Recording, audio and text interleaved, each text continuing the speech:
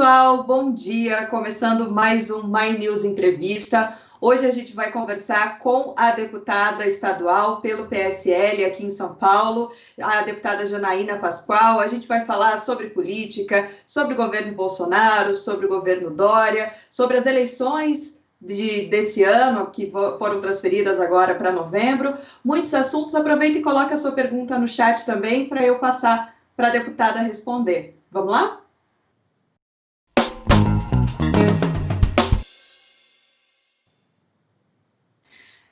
Deputada Janaína Pascoal, você me disse agora há pouco para lhe chamar de Janaína, então vou pedir essa licença, vou lhe chamar de Janaína. Muito obrigada por aceitar nosso convite e participar do My News Entrevista. Eu que agradeço o convite, muita honra, desejo saúde para toda a equipe My News, estou sempre à disposição. Muito obrigada.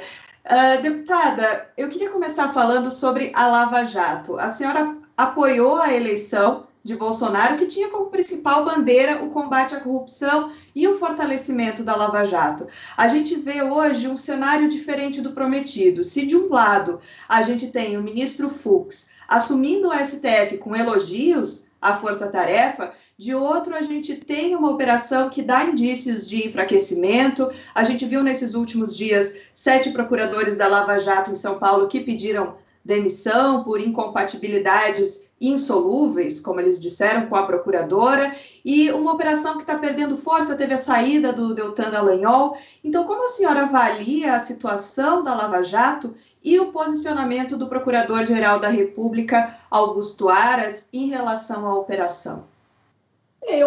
A sua pergunta daria para a gente dividir em várias. Dividir em várias, não tem problema, a gente pode dividir. Então, vamos por partes. Essa saída dos procuradores aqui de São Paulo, até onde eu pude apurar, conversando com pessoas ali, que inclusive compuseram em algum momento a força-tarefa, essa saída está muito mais relacionada a incompatibilidades pessoais, sabe, assim, na equipe, do que um problema institucional, tá? Pelo que eu pude, assim, apurar mesmo, não houve uma determinação, uma perseguição por parte do Procurador-Geral da República. No que concerne ao Deltan Dallagnol, a situação é diferente, tá? Eu já acho que ele vem sofrendo uma perseguição, não propriamente pelo procurador. Talvez o procurador não esteja sendo firme o suficiente para defendê-lo, mas ele vem sofrendo uma perseguição pelos políticos de vários partidos que, de alguma maneira, foram incomodados, né, muito incomodados pelo trabalho dele, por advogados, né, muito fortes, no sentido de influência nas cortes superiores. Então, ele está sofrendo uma perseguição inadmissível. Ele está sendo... Tudo bem que são penas pequenininhas, mas ele está sendo punido por se manifestar, por exemplo, defender o voto fechado na eleição do Senado. Então, do ponto de vista constitucional, são punições inadmissíveis, entendeu? E quem juntou ali, né? Juntou PT, juntou Renan, infelizmente, o CNMP, o CNJ, são órgãos muito mais políticos do que técnicos. Eu vejo isso com olhos, assim, muito tristes. A operação dessa semana, que foi encabeçada pelo juiz Bretas, eu considero uma das operações mais importantes dos últimos tempos, porque ela mostra, né, que houve um desvirtuamento do papel da advocacia. Porque, assim, eu venho da advocacia, defendo a advocacia. Advogar é você fazer petições, é você estudar novas teses, é você sustentar oralmente, é lutar, sabe, pela causa que você abraça. Mas você não pode carregar mala de dinheiro, você não pode fazer contrato com valores acima do que são efetivamente os seus honorários, seja para devolver para o cliente, ou seja, funcionar meio como um guardião do patrimônio do cliente, seja para passar para magistrados, membros do Ministério Público, policiais, entendeu? Então, essa operação que o Bretas encabeçou, essa semana mesmo, eu considero a mais importante dos últimos tempos. Porque quando a corrupção chega no poder judiciário, sabe, é porque a situação está insustentável. Eu sou uma defensora do trabalho da Lava Jato, só que o meu perfil, que as pessoas não compreendem, não é um perfil de ficar endeusando pessoas, sabe? Então, por exemplo, o trabalho do juiz Moro é um trabalho impecável, do ponto de vista jurídico. Mas eu não vou tratar o juiz Moro como um herói, como um deus. Eu não vou ficar aplaudindo qualquer coisa que ele fale, porque eu reconheço o trabalho dele, né? Por outro lado, eu tenho divergências com o já não é mais juiz, né? Com o ex-juiz Moro. Com o ex-juiz, ex-ministro e ex-juiz. No aspecto acadêmico, ele é um defensor do plea bargain, que é um instituto muito próprio do sistema jurídico americano.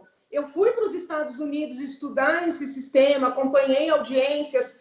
Eu acho que esse sistema não tem a ver com a nossa cultura. Então, quando houve lá a proposta das 10 medidas, mesmo o pacote, né, que ele fez, o anticrime, eu me manifestei contra esse ponto.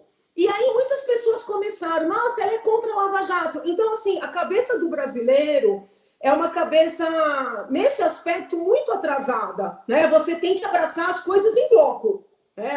Se você é a favor, você tem que aplaudir tudo. Se você é contra, você tem que jogar pedra em tudo. A minha cabeça não funciona assim, entende? E eu sempre procurei ensinar os meus alunos a não atuarem dessa forma, né? A buscarem fortalecer o que está correto, manifestar as divergências de maneira respeitosa, ouvir, porque de repente a nossa percepção não é a mais adequada, entende? Janaína, você achou um erro o ex-juiz Sérgio Moro entrar no governo Bolsonaro?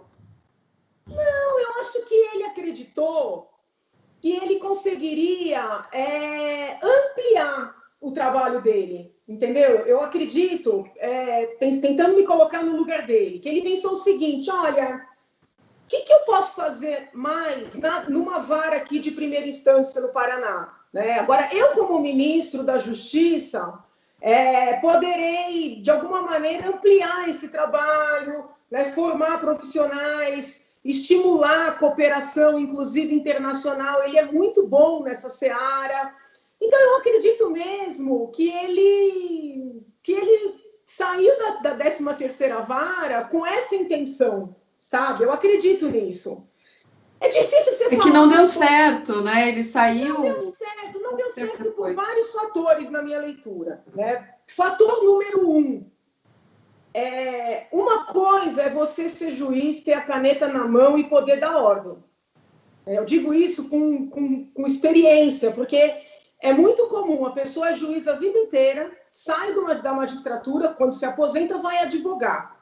Normalmente não é um bom advogado, porque ele acha, como advogado, que pode dar ordem na vara dos outros, entendeu? Então, em regra, ele vai atuar como advogado, como ele fazia como juiz. Então, não dá certo, porque o advogado tem que ter muita humildade, sabe? Ele tem que ir lá para tentar convencer o magistrado. Se ele chegar, olha, sempre foi assim, na minha vara era assim, ele já perdeu a causa. Então, o ministro estava acostumado a dizer, ó, faça isso, faça aquilo, entendeu? De repente, ele vai para um ambiente em que ele é cumpridor de ordem, entendeu? Ele era uma estrela, né? Bolsonaro, guardadas as proporções, também é uma estrela. Então, você colocou uma estrela abaixo de outra. Isso deu choque. Os dois têm personalidade forte. Então, isso aí já era um mau sinal. Além disso, infelizmente, o governo do presidente ficou fragilizado com o caso Flávio.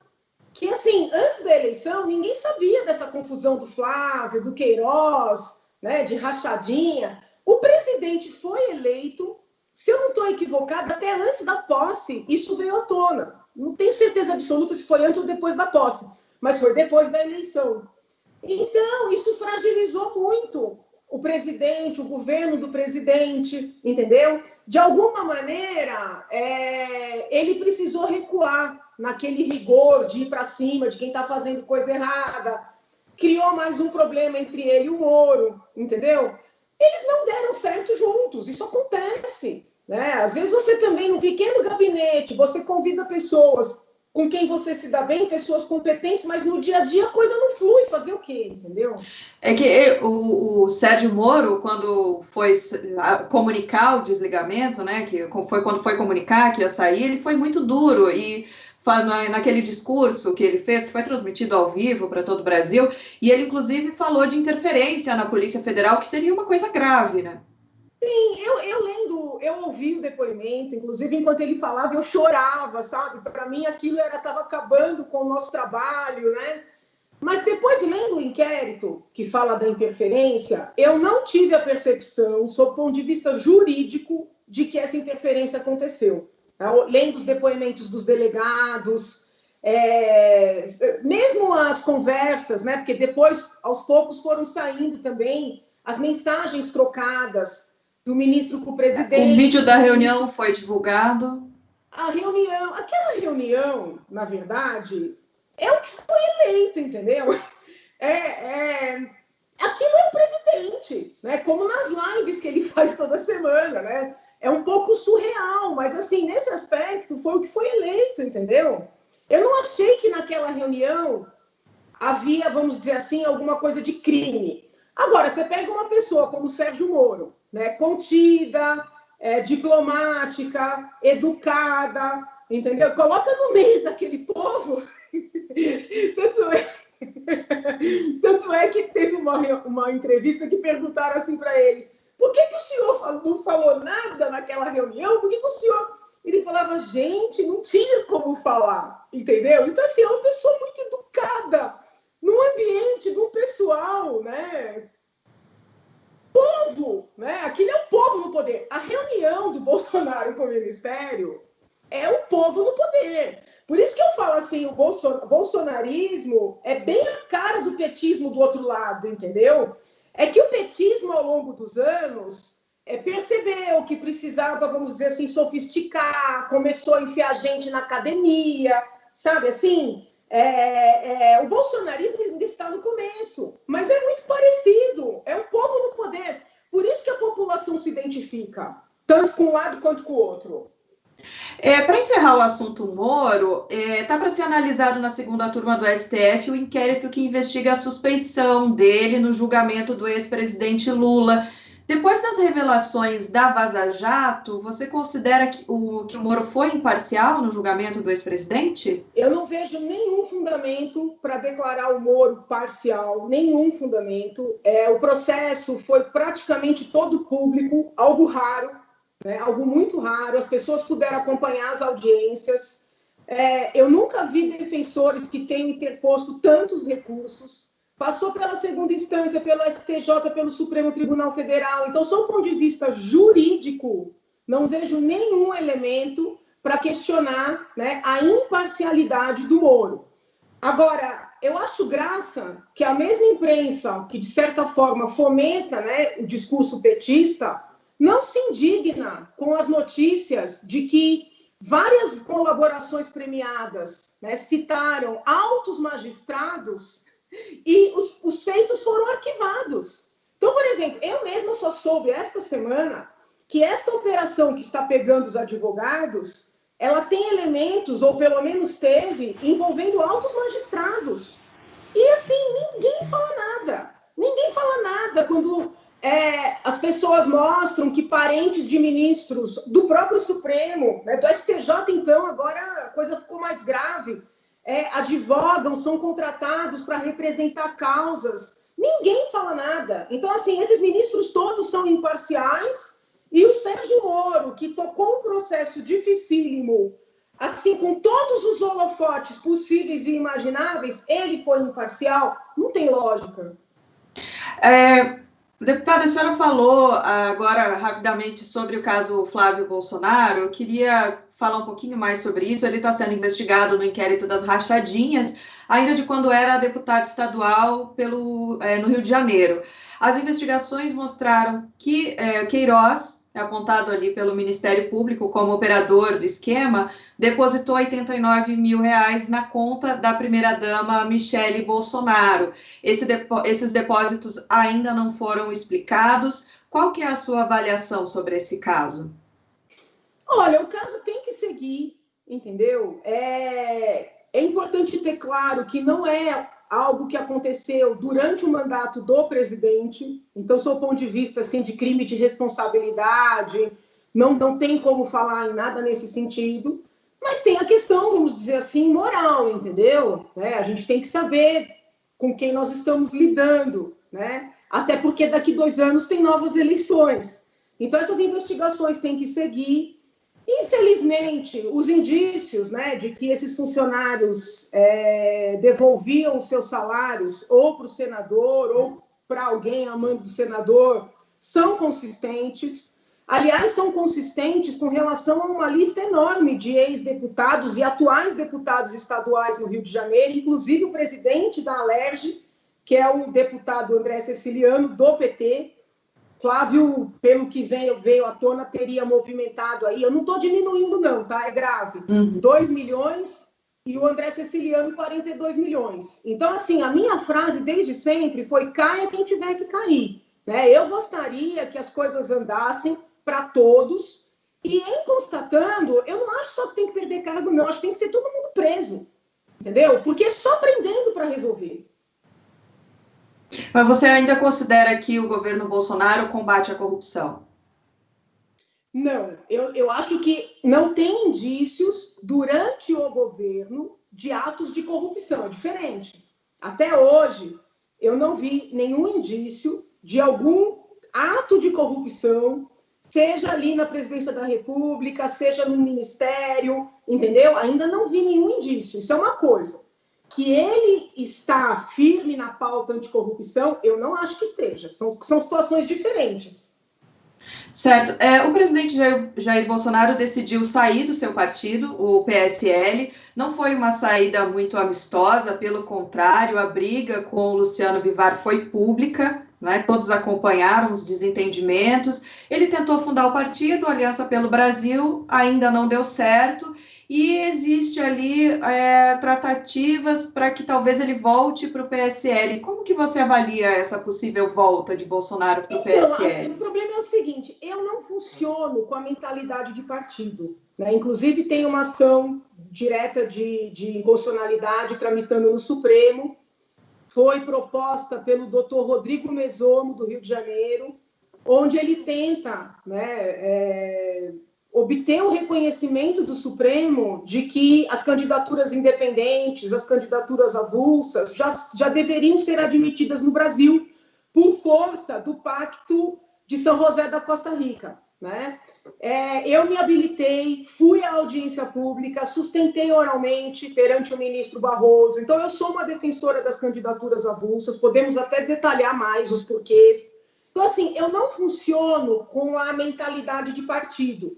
Várias vezes, os dirigentes do PSL, nas suas várias fases, me convidaram para assumir, por exemplo, o diretório municipal, chegaram a comentar de eu assumir até o diretório estadual, né, a presidência. Houve essa conversa e eu recusei, entendeu? Eu não tenho uma vida partidária. Então, eu não sou uma pessoa assim que tem... Não é que eu não tenho legitimidade. Se eu não trabalho para o partido, se eu não vivo a vida do partido, eu também não tenho muito que dar opinião, entendeu? Agora, o que eu posso te dizer é que eu achei a saída do presidente muito estranha. Porque eu não sei se ele usou o discurso como desculpa ou se alguém realmente fez ele acreditar que seria possível criar uma aliança para as eleições municipais. Eu nunca advoguei na área eleitoral, mas qualquer pessoa minimamente versada em direito sabe que formar um partido num curto espaço de tempo é algo impossível. E essa saída do presidente, não dá para negar, ela rachou a direita, entendeu? Ficou um povo para um lado, outro povo para o outro, eles brigando entre eles. Quem saiu beneficiado desse movimento? PSDB e PT. Então, coisas estranhas passam na minha cabeça, sabe? Foi muito conivente essa saída. Não sei quem criou essa tese, enfiou essa tese na cabeça do presidente, não sei quem estava por trás. Eu só sei o seguinte: com essa direita, né, goste-se ou não dela, unida, a chance de ter assim uma varrida nas prefeituras, sabe? PSL tinha tudo para tomar tudo quanto era prefeitura. Com esse racha, essa briga, né? Tá uma briga insana até, chega a ser ridículo. O que aconteceu? Ganhou muita força PSDB e PT, que são os parceiros de sempre, entendeu? Então, eu não vejo problema, assim, do presidente voltar ou não voltar. Eu achei estranha a saída, entendeu? Sendo uma deputada que não acompanha a vida partidária, você pretende apoiar a Joyce Hasselmann para a prefeitura, se ela for realmente candidata? Que pergunta difícil.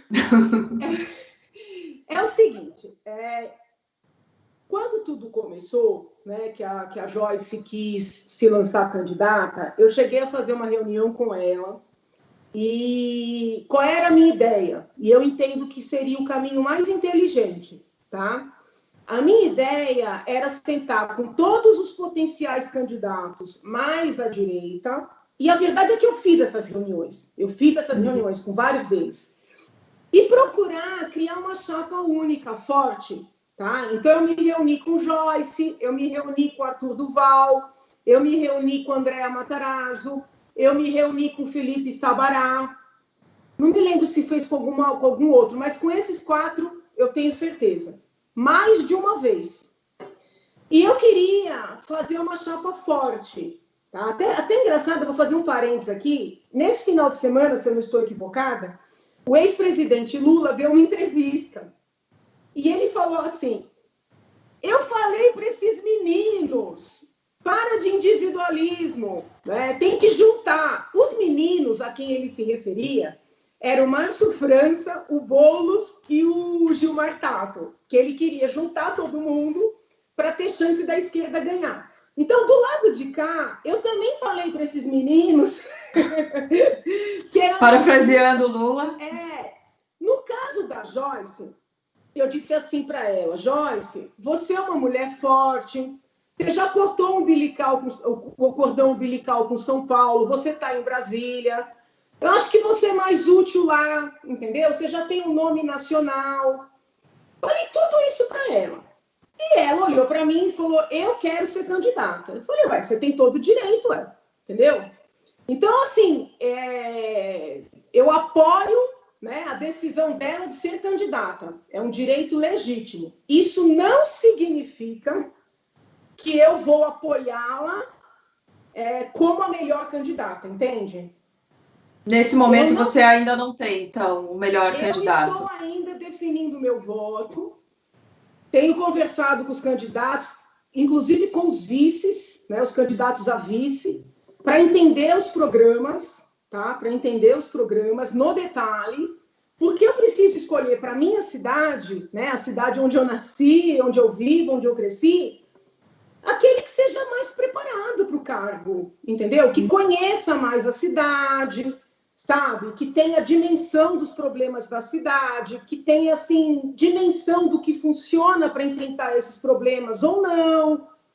Então, é isso. Certo. Janaína, uma notícia de agora de manhã, publicada pelo jornal O Estado de São Paulo, diz que o ministro Celso de Mello determinou que o presidente Jair Bolsonaro preste o depoimento pessoalmente no inquérito sobre a interferência na Polícia Federal. E aí o jornal diz o seguinte, que o decano não adotou o procedimento sugerido pelo Procurador-Geral da República, Augusto Aras, para quem o depoimento poderia ser por escrito. Ele fez questão que esse depoimento fosse pessoal. Eu sei que a gente já falou um pouco sobre a interferência na Polícia Federal, muita gente no chat perguntando sobre isso também, então eu queria trazer essa notícia para a gente, para saber a sua opinião. Eu vi essa notícia. Eu entendo, de verdade, que é uma prerrogativa do presidente prestar o depoimento por escrito. Se as pessoas olharem para trás, mesmo no caso do ex-presidente Temer, que eram acusações assim muito graves de um assessor dele foi pego com uma mala de R$500 mil saindo de uma pizzaria, entendeu? Mesmo no caso do ex-presidente Temer, houve, né, o respeito a essa prerrogativa, uma deferência ao cargo de ele prestar o depoimento por escrito. Então, eu entendo, com todo respeito ao ministro Celso de Mello, que o certo seria o presidente prestar o depoimento por escrito e, vamos supor, não respondeu a contento, houve dúvidas, aí sim, num segundo momento, chamar para falar, entendeu? Eu acho, com todo respeito, que o ministro está errado. Falando nessas questões jurídicas, o governador do Rio de Janeiro, Wilson Witzel, foi afastado por uma decisão do STJ por acusações de corrupção e desvio de dinheiro público. Você acha que a STJ tem esse papel de afastar um governador? Então, o problema é o seguinte, que nem aqui em São Paulo, houve uma compra durante a pandemia muito suspeita, que é a compra dos respiradores de uma empresa chinesa por 500, e se eu não estou equivocada, 550 milhões, tá? Eu pedi a documentação, analisei a documentação, entendi que todo o processo foi muito suspeito e estou tentando, na Assembleia, ouvir as pessoas que participaram dessa negociação. E todos os meus pedidos estão sendo obstruídos, né? É visível, é flagrante. Então, o que eu posso afirmar para você, como profissional do direito, tá? Que esta compra dos respiradores em São Paulo foi muito estranha, que possivelmente tem crime ali, que precisa haver uma investigação. Mas dos documentos que eu acessei, eu não consigo, pelo menos por enquanto, linkar o governador, entende? Com essa compra. Entende o que eu estou dizendo? No Rio de Janeiro, além da situação estar estranha, né, numa proporção bem maior do que essa dos respiradores, meu Deus do céu, há documentos linkando o governador aos contratos flagrantemente ilícitos. Então, assim, as pessoas misturam as coisas porque não tem argumentos técnicos. Ai, que absurdo, ele foi eleito, né? Peraí, tem e-mail dele mandando minuta de contrato para a empresa contratada pelo governo dele contratar a mulher dele para pagar não sei quantos milhões. O que é isso? Quantos mil, na verdade? Acho que 500 mil, no caso. 500 mil, é isso. 500 mil. Milhão é do respirador. Então, muda de figura, entendeu? Só do ponto de vista do processo penal, existe lá, né, existem medidas cautelares alternativas à prisão, que podem ser determinadas para você não decretar a preventiva de alguém. Essas medidas se aplicam principalmente quando a pessoa tem poder suficiente para seguir praticando crimes. Então, assim, ele no poder, nesse contexto, poderia tomar medidas para encobrir os comportamentos, né? Tanto eu não vou saber o nome do secretário, eu tenho muita dificuldade para nome, por isso que eu acho que eu não nasci para ser política. Político sabe o nome de todo mundo. Mas quando foram fazer a busca e apreensão, acharam, na posse de um secretário de governo, uma minuta de distrato da contratação com o escritório da primeira-dama. Pior, eles mudaram o regime de casamento às vésperas da contratação. Então, assim, são muitos indícios, entendeu? Então, não é assim, não, qualquer compra questionada, o governador vai ser afastado. Não, mas peraí, tem e-mail do cidadão, tem contrato com a mulher do cidadão, tem que afastar. Como que você avalia o desempenho do governo Bolsonaro, principalmente nessa época de pandemia? Do governo, eu avalio bem. Do presidente, não. Então, assim, o governo trabalhou muito bem. Rapidamente, eles criaram todo o procedimento para pagar o auxílio emergencial,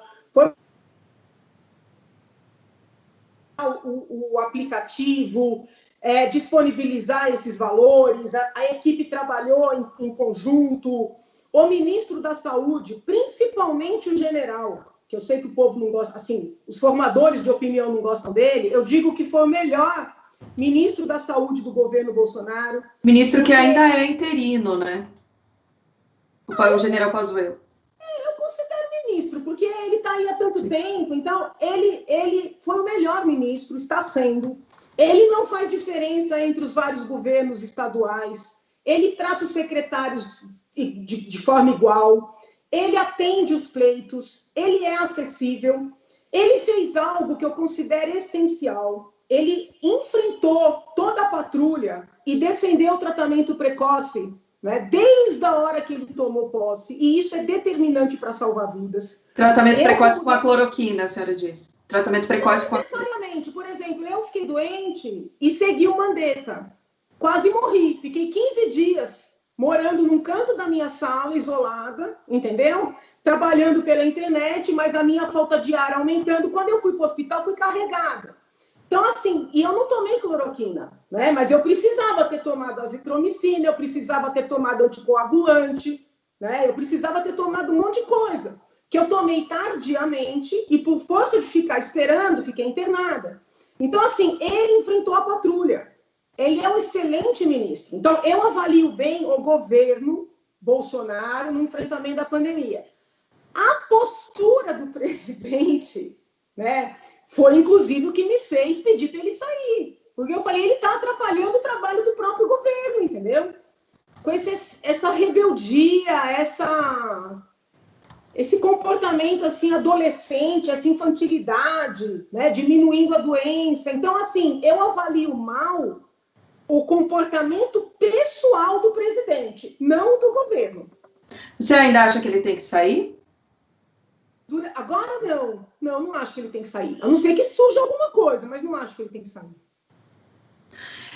Já que eu pedi para avaliar o governo Bolsonaro, vou falar do governo Dória também, já que você é deputado estadual aqui em São Paulo. Como que você avalia? Até porque teve quer dizer, ainda tem, né, uma rixa muito grande entre a postura, o que o presidente Bolsonaro quer e o que os governadores estão fazendo. Olha, eu apoiei o governador quando ele determinou o fechamento, naquele primeiro momento. Eu estou apoiando nesse processo de abertura. Mas, assim, o governador me decepcionou muito. Primeiro, porque se no começo essa coisa do fique em casa e não tome remédio precocemente era o que se imaginava correto, já há um bom tempo os médicos reconhecem que você tem que tratar no início.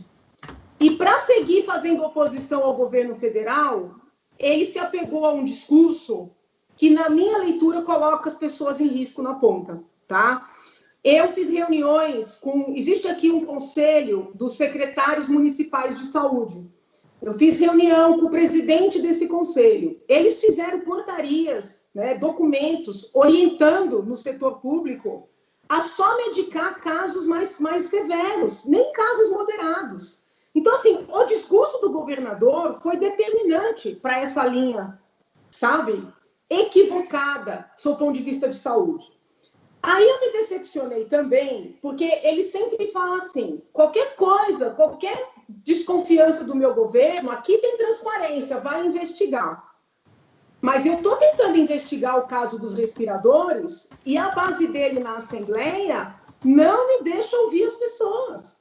Eu fiz requerimento perante a Comissão de Saúde para ouvir o intermediário que participou da compra e ninguém sabe por quê. Porque ele é da seara de empresas de informática. O que ele estava fazendo ali? Entendeu? Eu fiz requerimento numa CPI que está apurando desvios na saúde. A base não me deixa, pedem vista, não colocam na pauta, sabe? Quem está mandando isso aí? É a base dele, entendeu? Então, assim, o discurso é um, a prática é outra. Então, assim, eu me decepcionei muito. Deputada, eu estou olhando aqui o chat, muita gente elogiando e muita gente criticando a sua entrevista. Eu acho que você já está acostumada com isso, né? Uma figura que sempre desperta amor e ódio dos dois lados, né? Porque, assim, eu acho que as pessoas, talvez mais ódios, porque o que acontece? As pessoas estão acostumadas a ouvir alguém dizendo assim, Bolsonaro entendeu? Lula Moro, eu nunca vou fazer isso, nunca, entendeu? O meu trabalho como professora, principalmente, é trazer um pouco de personalidade, sabe, ao indivíduo. Então, esse comportamento de ou jogar pedra não é meu. E as pessoas querem poder encaixar as outras, né? Eu quero encaixar você em algum lugar, entendeu? Então, eu estou sempre frustrando as expectativas, né? Não é fácil também ser da maneira como eu sou. Seria muito mais fácil eu me apegar a alguém, entendeu? Porque eu também estaria protegida, né? Mas isso é o que eu sou, eu não tenho como mostrar algo diferente, entendeu? O povo brasileiro vive falando assim, eu não aguento mais político, político mente. Mas quando alguém fala a verdade, o povo não gosta. Deputada, muito obrigada pela conversa, por aceitar o nosso convite aqui para participar do My News Entrevista. Posso falar uma coisinha no final? Pode. Então, olha, gente, saúde, tá?